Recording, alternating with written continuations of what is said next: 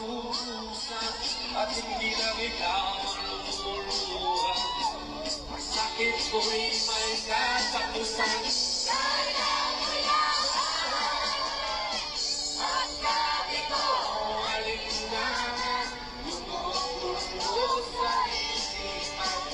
Mga pagsubok lamang yan, huwag mong itigil ang laban.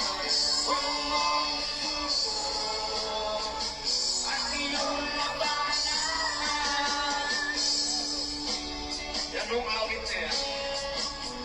Yan o ay pinipigil sa akin ni Orient Heart, yung aking pinsang sinalping nung ako'y nakulong. Nakulong din ako ng 3 taon. At ang nagbigay ko sa akin ng pardon ay Sunday ko ako sa sila.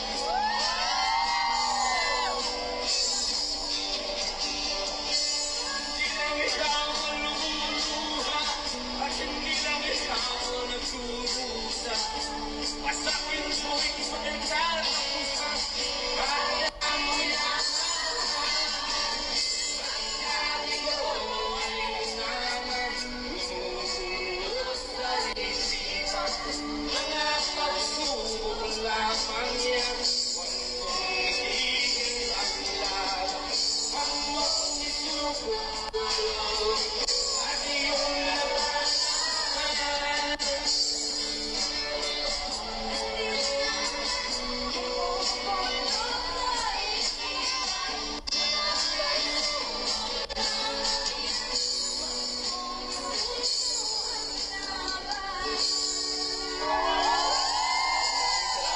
Maraming salamat. Ano lang yan? Recess lang. Mamaya na po yan. Last natin yan. Ngayon naman po, tinatanong lang lahat. Kasi yung asawa ko, tsaka mga anak ko, ma'am, paano ba batayin to? Nanginginig eh. Nanginginig. Nanginginig po ako. Salamat po, ma'am. Salamat. Pero pa po tayong isa po, ha? Tinatanong nila, bakit naman sinama mo ba yung asawa mo at anak mo sa dahig? Pinapanatan po ako dyan, ha? Alam nyo kasi, kami yung buong pamilya, marunong kaming tumanaw ng utang na loob. Idol! Napakahalaga po ng ibinigay sa akin ni Digong na absolute pardon. Ikukwento ko lamang po, napakadami pong presidente ang nagsilbi ako. Napakadami. Lahat yan pinagsilbihan ko, pero kahit kailan di po ako tumanggap ng posisyon. Kaya wala po akong bahid ng kahit anuman. Lahat po yan. Pero walang nakaisip na bigyan ako ng absolute pardon. Wala. Isa lang. Si Digong lang. Nung pagkapanalo niya, nung Duterte. Totoo. Nung pagkapanalo niya, kinontak agad ni Senator Pongo yung aking manager, si Betchay Vitanes. Huwag mong sasabihin kay Idol, gusto naming bigyan ng absolute pardon si Robin. Hindi ko po alam yun. Isa pong sorpresa ang ginawa sa akin. Nung nanalo po si Digong, hindi ako nagpakita kasi hindi ko po ugaling pumapil. Hindi ko po ugaling magpapogi dahil pogi na ako. Pag ganun lang yan, pogi lang yan. Sila po ang nag-usap. Isang araw, pinatawag ako sa Malacanang. Pumunta po ako doon.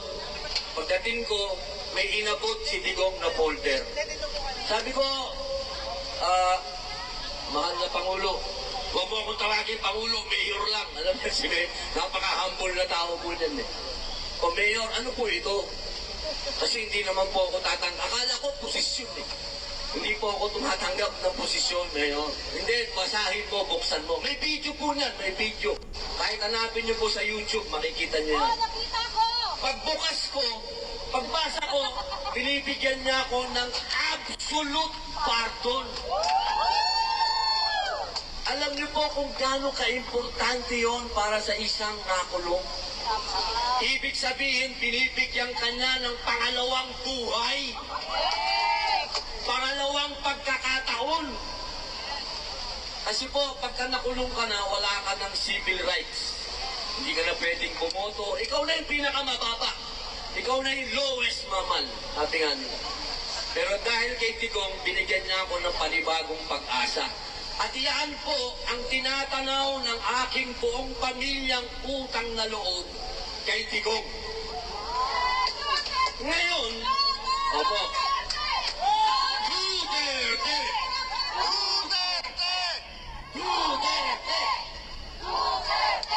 Alam niyo, yung mga anak ko, perfect na perfect yan. Ngayon, ano ang koneksyon niyan ngayon kay Digong? Yan po ang ipinamumukha natin sa ICC. Ano yung pinamumukha natin sa ICC? Na si Digong, hindi totoo ang mga bintang sa kanya na hindi siya nagbibigay ng pangalawang pagkakataon. That's a lie. Definitely a lie. Dahil ako mismo, produkto ng second chance. Pangalawang pagkakataon.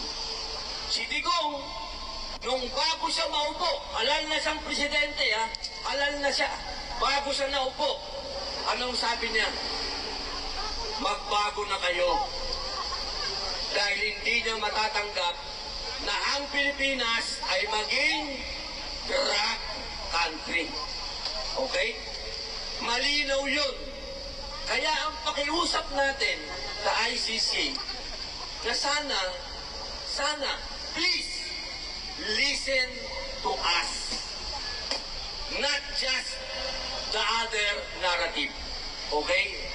Hindi po pwedeng nakikinig kayo sa isa lang. Marami kami ang mas marami tayo. At napatunayan yan nung nakaraang eleksyon. Dahil nanalo ang Duterte. Kahit hindi sila masyadong mga kilala, sila ay nanalo. Kaya sana, itong ating ginagawa ngayon dito, itong ating